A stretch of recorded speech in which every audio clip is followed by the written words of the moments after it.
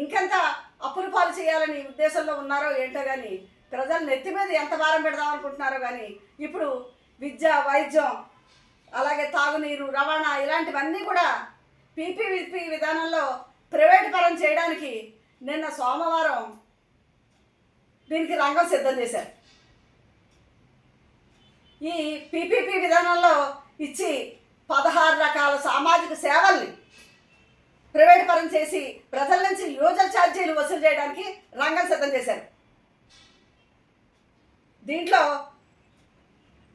వ్యవసాయ మౌలిక సదుపాయాలు, విద్య, ఆరోగ్య సంరక్షణ, పారిశ్రామిక మౌలిక సదుపాయాలు, నీటిపారుదల, ప్రజా మార్కెట్లు, ప్రజా భవనాలు, వినోదం, విహారయాత్రలు, థీమ్ పార్కులు, రోడ్లు, అంతర్గత జల రవాణా, టౌన్షిప్ల అభివృద్ధి, గ్రామీణ నీటి సరఫరా, టెలికమ్యూనికేషన్ వంటి కీలకమైన సామాజిక పరమైన ఈ వ్యవస్థల్ని ప్రైవేటు పరం చేయడానికి ఈయన రంగం సిద్ధం చేశారు.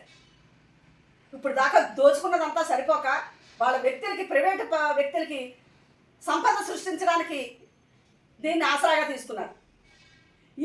ఈ పైన చెప్పిన ఈ రంగాలన్నింటినీ కూడా పీపీపీ విధానంలో వాళ్ళకి ఇచ్చి యూజర్ ఛార్జీలు వసూలు చేయడం, అలాగే వాళ్ళు వసూలు చేయడానికి ముందు పెట్టుబడులు పెట్టడానికి వీళ్ళకి తిరిగి వీళ్ళకే ముందు డబ్బు సమకూరుస్తారట ఈ ప్రైవేటు వ్యక్తులకి. ఇదంతా చేయడానికి కొన్ని మార్గాలు ఎంచుకున్నారు. వైబిలిటీ బ్రిడ్జ్ ఫండింగ్ పేరిట దానికి ఒక కొత్త స్కీమ్ అని పెట్టారు. స్కీమ్ కాదండి, ఇది ఒక స్కామ్. దీని ద్వారా ముందే వాళ్ళకి ఫండింగ్ని ఇచ్చి, డబ్బులన్నీ ఇచ్చి వాళ్ళు ఇవన్నీ చేసుకుని మళ్ళీ ఇంకా ఎక్కువైన కాలంలో రాబోయే కావాలంటే ఈ స్కీమ్కి ఇంకా వెసులుబాట్లు పెంచారు వాళ్ళకి డబ్బులు ఇవ్వడానికి. వాళ్ళకి